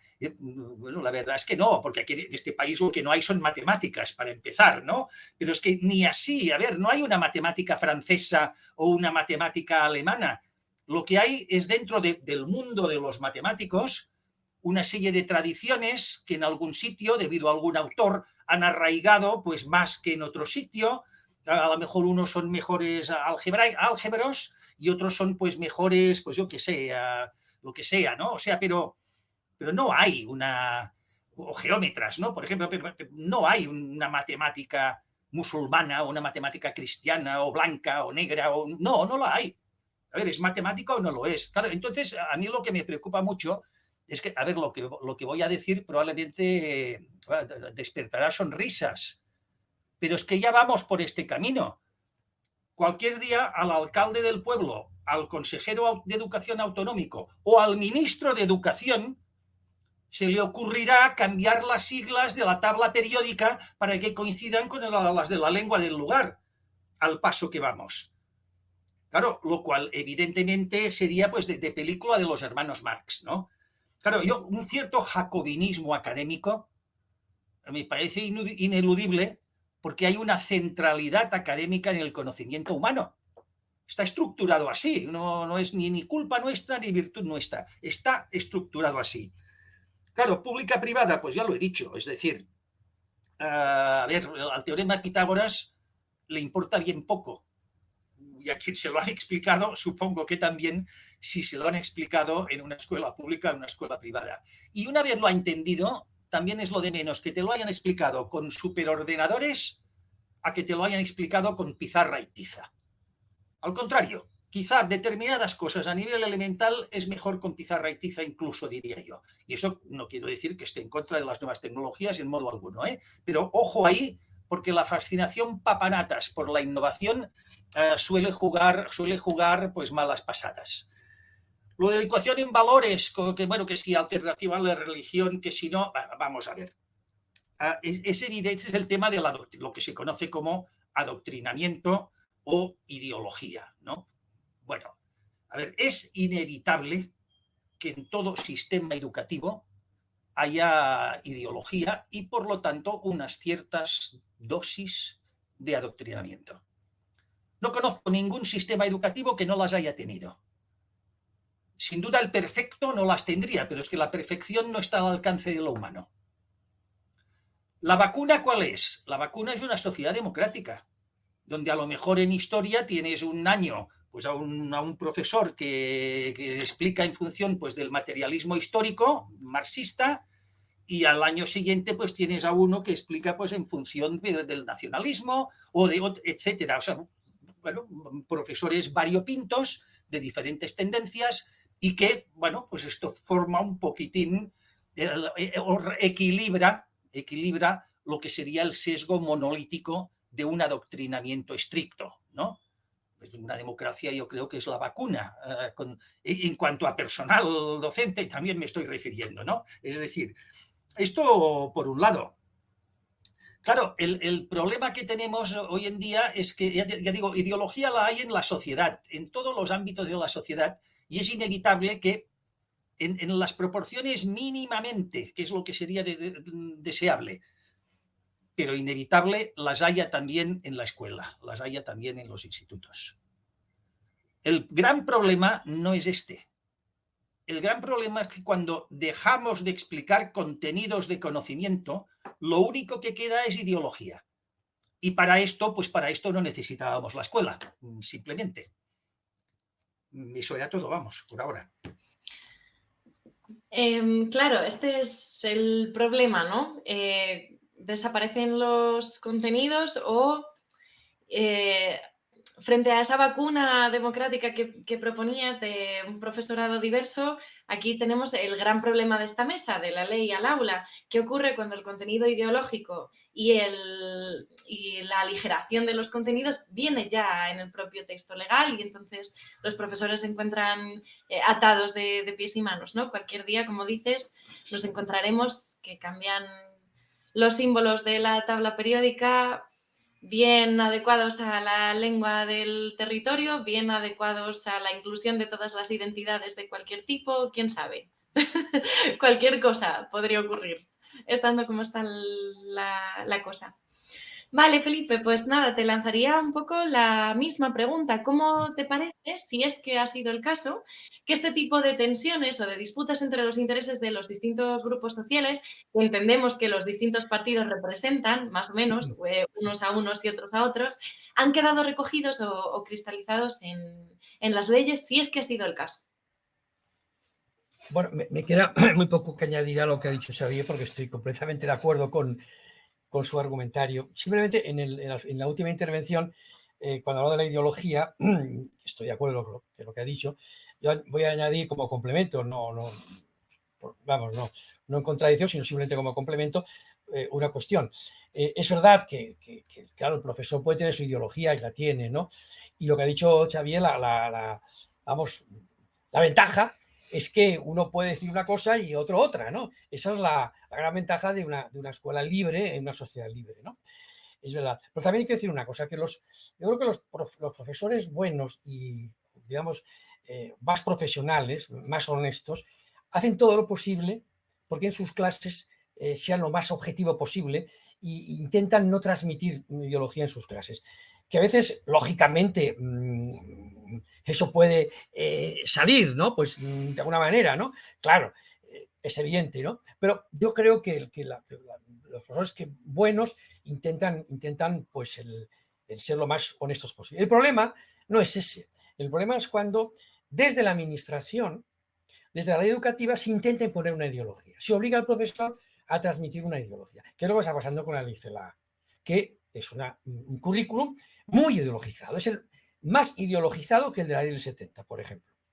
Es decir, es casi volver a un modelo de escuela muy parecido al de los años 40-50, porque ahí se impone una ideología, se ha escrito muchos, y yo no voy aquí a dar más el tema.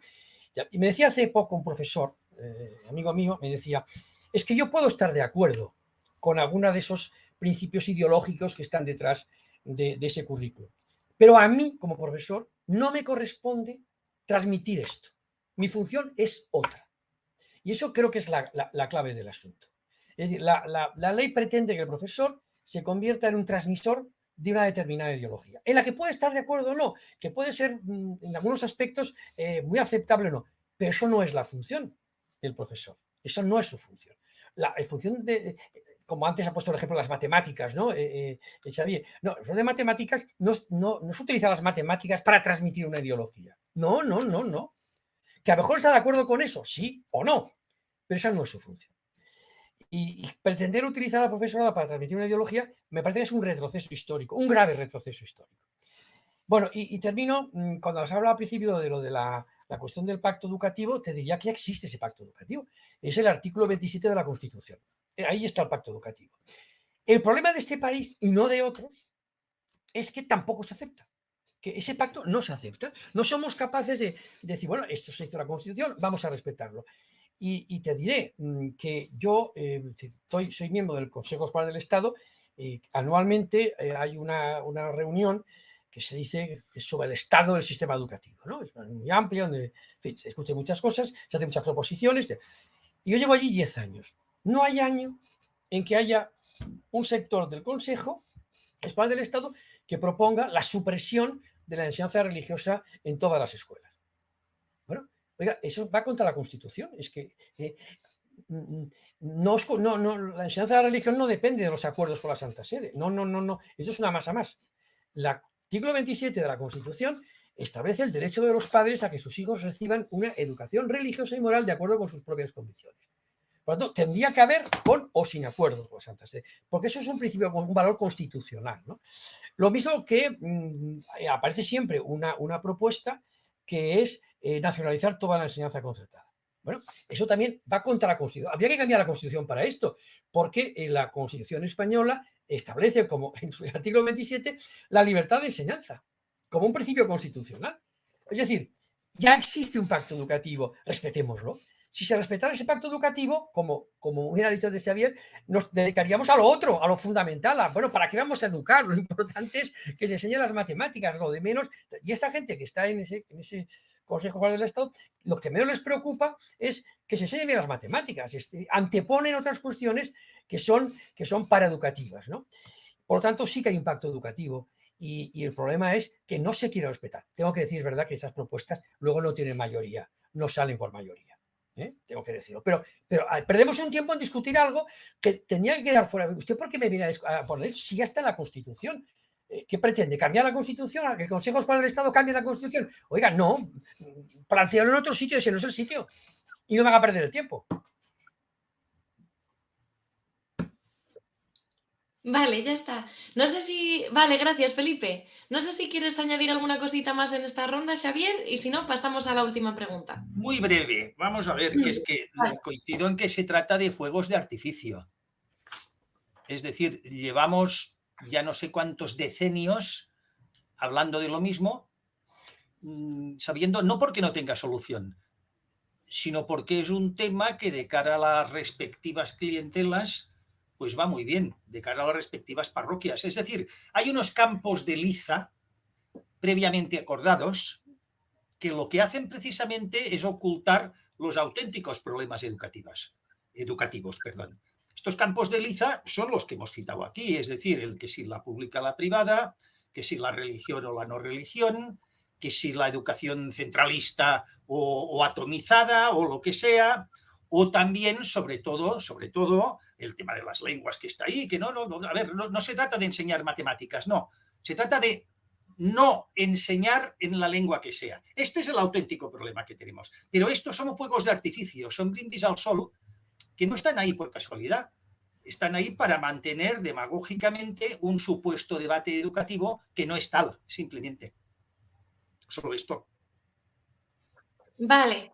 Estoy segura de que esta probablemente será la parte que más interese a algún sector de nuestra audiencia. Os animamos a que dejéis por ahí las preguntas y bueno, las sugerencias o los comentarios que tengáis sobre estos asuntos, justamente libertad de enseñanza, la relación entre la educación, la red educativa de titularidad privada y privada concertada, las implicaciones del artículo 27 en la gestión y organización de los centros.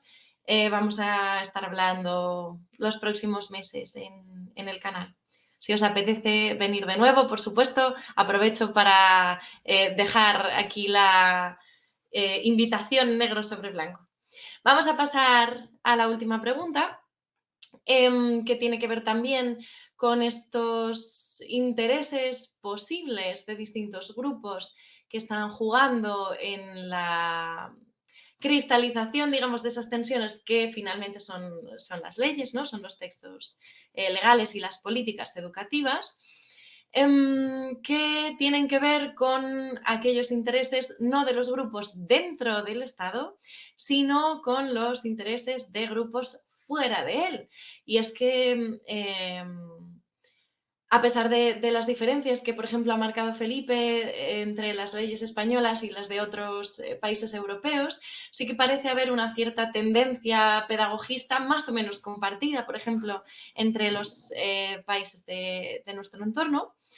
Entonces, nos podemos preguntar también por las razones externas al mundo educativo que han podido jugar un papel en los distintos desarrollos legislativos desde fuera, digamos, del Estado. Si es que la educación, como parece, a veces sirve a fines que no son estrictamente educativos, ¿de qué forma os parece que factores como nuestro modelo productivo o la incorporación de España a organizaciones supranacionales o la transformación del mercado laboral y las condiciones de trabajo han podido influir en las distintas leyes educativas y en su evolución?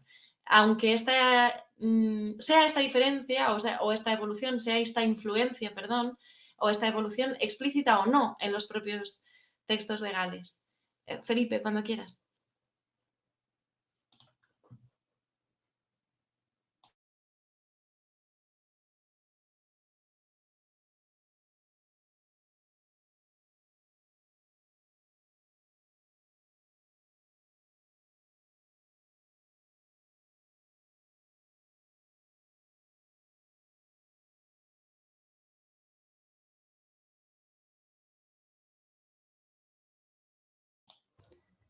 Felipe, creo que no te escuchamos porque tienes el micro desactivado. Me da la sensación.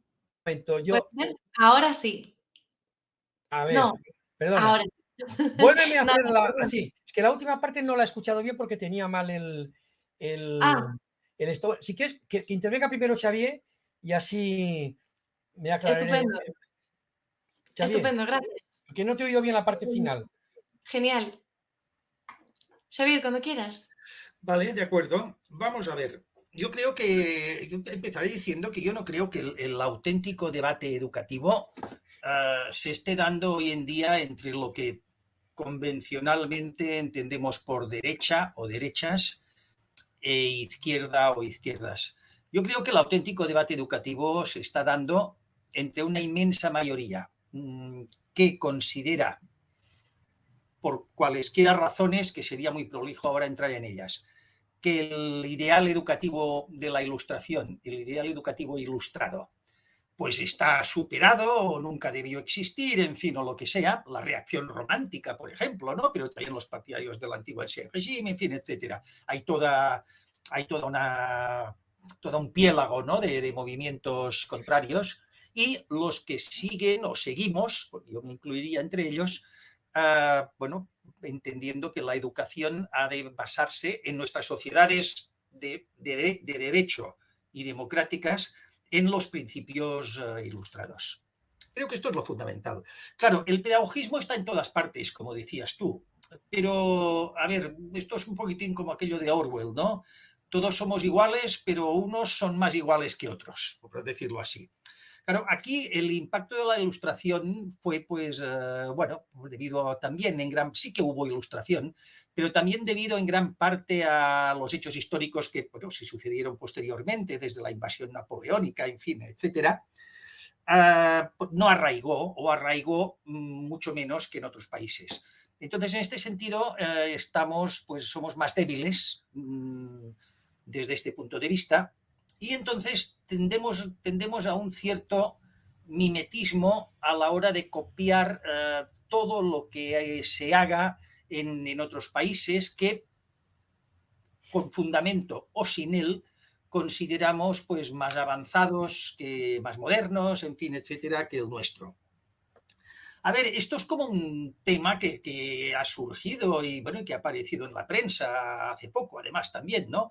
O sea, la pretensión no solo de cambiar los horarios de las comidas, sino en cuestiones de tráfico, de que, como en los países nórdicos, los automóviles, los coches, vayan todo el día con las luces de cruce encendidas. Claro, dices, bueno, oiga, es que ahí esto tiene una razón, y es que por latitud el clima es distinto y además hay menos horas de luz, en general. Bueno, pues a ver, aquí quizás es una medida que no hace falta. No es un problema tampoco de gasto energético, ¿no? Quiero decir, pero en educación estamos haciendo cosas así y somos más papistas que el Papa, precisamente por carencias, ¿no? O carencias autoinducidas. En Francia, hace poco, la ministra de Educación se planteó, y creo que este año o este curso o lo están llevando a cabo ya, o el próximo, no lo recuerdo ahora mismo, bueno, ante los resultados PISA y ante la evidencia de que los alumnos pues tienen serias dificultades de comprensión lectora y de lectoescritura en general, pues sí, se han planteado pues volver a los dictados y a la lectura en voz alta.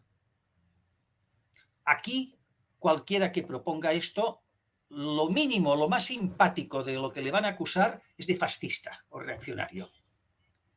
Bueno, a ver, mi pregunta sería, ¿qué tiene de fascista la lectura en público?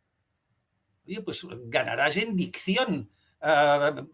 Comprensión lectora es algo que todos los dictados, bueno, a ver, sí, las faltas de ortografía, los movimientos que defienden la ortografía natural. No, mire, la ortografía será cualquier cosa menos natural. Es convención y está para algo. Se puede mejorar todo lo que queramos, pero natural no lo es. Claro, entonces, a ver, el lenguaje, bueno, no es natural en sí mismo tampoco. Claro, aquí estamos muy en estas, ¿no? Claro, los poderes o las instancias supranacionales ejercen en gran parte un influjo de este tipo también, es decir, somos muy influenciables. Es decir, se habla mucho de xenofobia, pero no tanto de xenofilia. Y aquí oscilamos entre ambas, ¿eh? O sea, luego, claro, están lo que se conoce como los poderes económicos. Es decir, estamos en una situación en la cual yo entiendo que es un neoliberalismo de Estado, y hablo en el sentido estrictamente educativo, cuya consecuencia es la dejación por parte del Estado de sus obligaciones, como tal Estado, y una mercantilización de la educación que es absolutamente incompatible con un modelo educativo, por más lejanamente que sea, inspirado en los principios educativos ilustrados. claro, estamos más en el rusonianismo, la ortografía natural, que el niño crezca espontáneamente. No, mire, espontáneamente un niño no tiende a las integrales. A ver si nos enteramos, o como mínimo, acordémonos de si nosotros tendíamos a las sumas, a las restas o a las ecuaciones cuando teníamos las edades en las que ahora esto se explica. No, a ver, cultura del esfuerzo, otro término que suena, pero bueno, es que se critica mucho a estas instancias o entidades supranacionales como la OCDE, por ejemplo, el Fondo Monetario Internacional, el informe de Lours. Bueno, a ver, yo estoy en desacuerdo con muchísimas de las cosas que plantean, pero más en desacuerdo estoy en cómo se aplican aquí. Es decir, si alguien se mira lo que la OCDE entiende por competencias, resulta que estamos hablando de conocimientos, estamos hablando de destrezas y estamos hablando de actitudes. Bueno, pues si le quiere cambiar el nombre a lo que se hizo siempre, lo cambiamos y en paces. No nos vamos a pelear por una cuestión estrictamente nominalista. Pero el problema es que aquí no es así. El problema es que aquí es competencia, es saber hacer la O con un canuto sin saber ni qué es una O ni qué es un canuto. O sea, esto es como estamos haciéndolo aquí, ¿no? Es decir, hay en este sentido, ya te digo, al que proponga los dictados, pues lo van a tachar de reaccionario, de troglodita. Bueno, pues mire, oye, a ver, deberíamos saber que lo primero que un ser humano cuando está educándose, cuando se le está enseñando, ha de aprender, pues es a leer, para poco después poder aprender leyendo. Si no le hemos enseñado a leer bien, es que tampoco podrá aprender leyendo, así de simple. ¿Qué tenemos luego? Pues estamos teniendo que hay cantidad de alumnos que son incapaces de entender un texto de 5 líneas sin subordinadas. Esto está ocurriendo hoy en bachillerato y en proporciones francamente alarmantes. ¿Tiene la culpa la OCDE? Hombre, pues no. O sea, la OCDE tendrá y el Banco Mundial tendrá la culpa de muchísimas cosas. Pero de que la educación esté hecha un desastre aquí, al menos hasta donde a mí me consta, sigue siendo una cuestión del Estado, de los poderes públicos. Por lo tanto, si hay algún culpable, bueno, si no sirven, pues en fin, los quitamos, vendrán otros peores. Bueno, este es el problema, ¿no? Pero a ver, a la hora de buscar culpables, a ver, yo ya digo, yo discrepo en general o por lo general de los planteamientos que con frecuencia pues surgen de entidades como la OCDE. No tengo nada en contra en principio tampoco, pero sencillamente es un tema de acuerdo o desacuerdo. Pero es que yo no creo que se les pueda atribuir la culpa, porque quien lo está aplicando y además con serias restricciones somos nosotros aquí. Entonces, a ver, o no lo hemos entendido o estamos haciendo de nuestra, vamos, de nuestra capa un sayo, ¿no? Quiero decir, por lo tanto, ¿que hay influencias? Sí, claro que sí. Que hay un modelo que se llama la cuarta o la quinta revolución industrial, ya no me acuerdo ni de por cuál vamos, que realmente pues hay una bolsa de población que no hace falta que esté preparada, todo lo que queda, todo. A ver, no voy a negar nada, bien, muy bien, de acuerdo, perfecto. Pero bueno, ¿esto quién es quien lo aplica? Hasta donde a mí me consta, ya digo, la OCDE no tiene competencias educativas en España. Quien tiene competencias son el Ministerio, es decir, el Estado. Y quien ha hecho dejación, quien está haciendo dejación, es el Estado. Es lo mismo que a otro nivel, cuando Felipe comentaba, que estaba comentando Felipe antes, ¿no? De si los agentes sociales, esto que se llama la comunidad educativa. Oiga, los empresarios, en tanto que empresarios, lo que les interesa cuando contratan a un trabajador es que esté formado para hacer aquello para lo que le paga. Si luego el trabajador es un lector ávido de Virgilio o tal, pues eso al empresario no le importa. Claro, igual como ciudadano, el empresario pues es luego un filántropo que está pues sufragando pues una fundación de estudios clásicos, o sea, pero en tanto que empresario le da igual. Y si está pues para poner cajas en los estantes de un supermercado, pues incluso que sepa sumar o no, probablemente le dé igual, en tanto que empresario. Claro, pero es que esto es una cosa parcial. Quien ha de tener precisamente la visión general es el poder público. Y es que no solo no la tiene, sino que ahora da pábulo a unos, ahora a otros, y siempre de forma sesgada.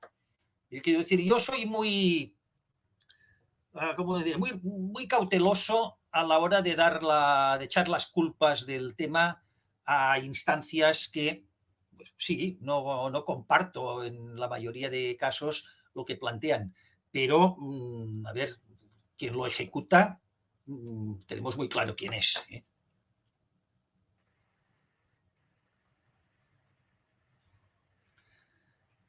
No se te oye, Laura, ahora.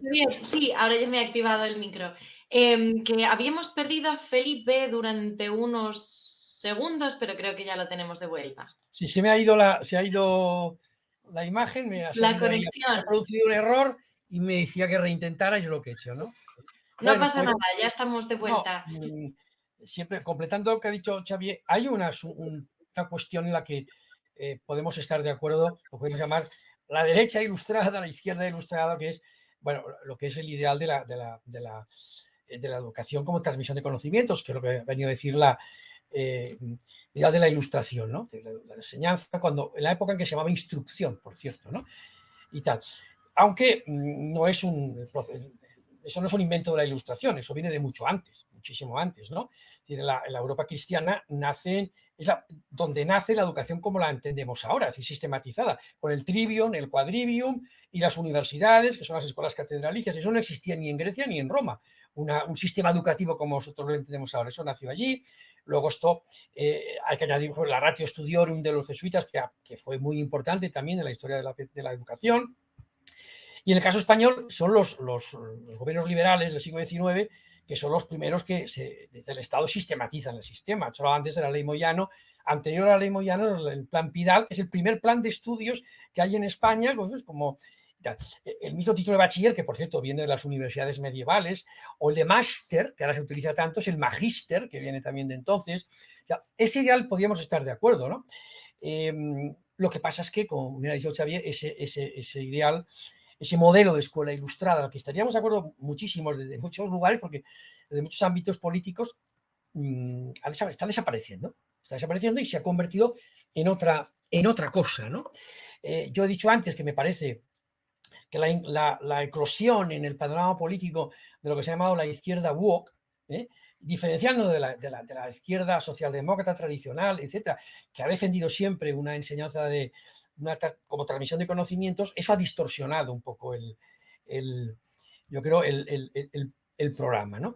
Quizá nuestra función de críticos, y a través de la Fundación Episteme, la que estamos ahí metidos modestamente y con la ayuda de muchos profesores, de muchas asociaciones, por ejemplo, se ha citado tú antes, OCRE, por ejemplo, pero muchas más. Hemos intentado volver a eso, ¿no? Hemos intentado volver cuando el Ministerio de Educación era Ministerio de Instrucción Pública. Por cierto, que el cambio al Ministerio de Educación lo hizo Franco, no deja de ser significativo, ¿no? Y que nadie lo ha cambiado, ¿no? Porque nació con el nombre de instrucción. Vamos a instruir, ¿no? Y el objetivo era instruir. Lo que ha aportado luego, yo creo que al estado del bienestar, es el acceso de todos a esa instrucción.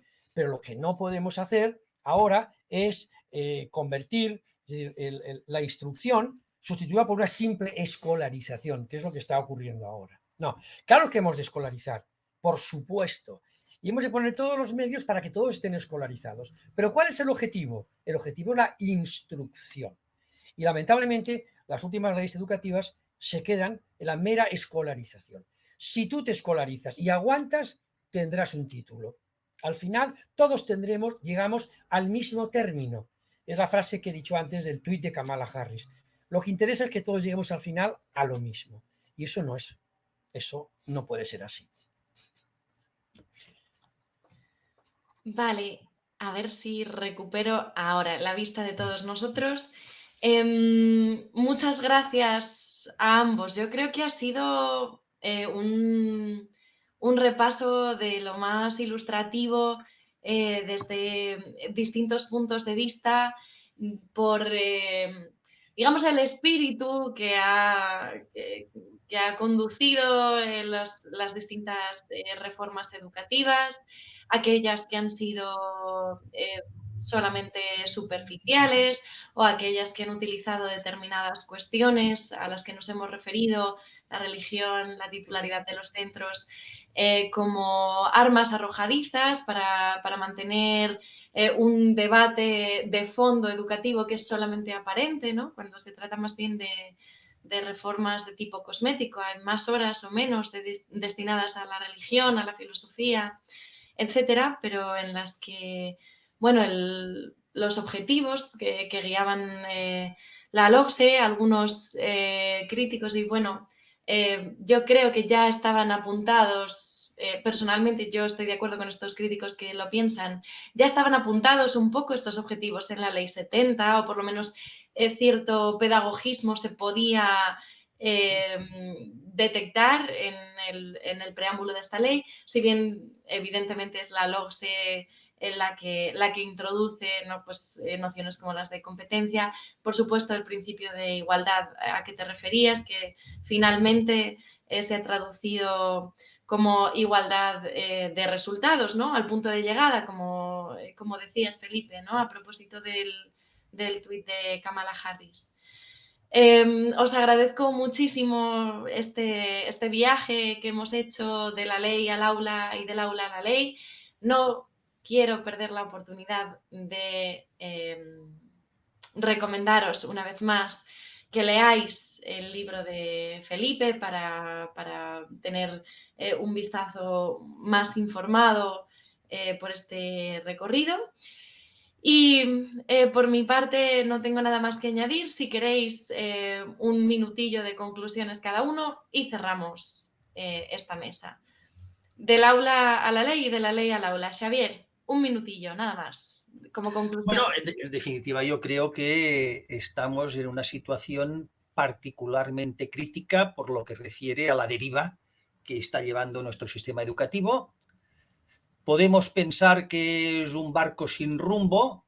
Yo creo que sí que hay un rumbo que me atrevo a calificar de perverso, porque lo que intencionadamente o no, lo que en realidad a aquello que nos está llevando es a desvirtuar, desnaturalizar lo que a lo largo de toda la historia ha sido la transmisión de los saberes de unas generaciones a otras, que es lo que, por cierto, nos ahorra hoy en día tener que descubrir por nuestra cuenta el teorema de Pitágoras una vez más, cosa que probablemente no conseguiríamos, ¿no?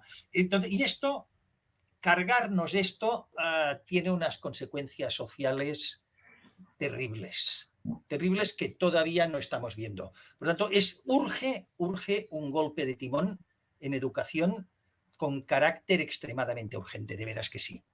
Y muchas gracias sobre Ruinas por invitarnos, por invitarme a mí en este caso. Gracias, Xavier. Gracias a ti por estar una vez más. Siempre es un placer escucharte. Felipe, un minuto de conclusiones con nuestro agradecimiento. Sí, me uno al agradecimiento de Xavier. Yo te diría como conclusión que me siento muy, muy apenado de estar en un país en el cual llevamos ya que cada vez que entra un gobierno cambian las leyes educativas. Llevamos 10 leyes educativas. Eso no puede ser. Un país no aguanta esos bandazos continuos con todo lo que eso significa. Y además creo que no va a tener fácil solución, porque como todavía la educación en España todavía tiene mucha carga ideológica, no hemos sido ni tan siquiera capaces de asumir el pacto constitucional, y todavía estamos poniéndolo en solfa. A mí me parece que la solución sería una ley de bases, o sea, que la ley orgánica de educación fue una ley de bases, que pudiéramos, digamos, por lo menos consensuar entre los dos grandes partidos, y a partir de ahí, luego, cada partido, con esa ley de bases, puede aplicarla con unos decretos y el otro con otros decretos. De esta manera no estaríamos dando esos bandazos bueno, veríamos, daría más estabilidad al país. Así que, porque ya se ha anunciado que la ley CELA va a ser derogada, y cosa por cierto que a mí no me da ninguna pena, pero lo que no se trata es de traer otra que también produzca el mismo rechazo. Habría que buscar un consenso y una ley de bases de la educación, por lo menos entre los partidos de gobierno.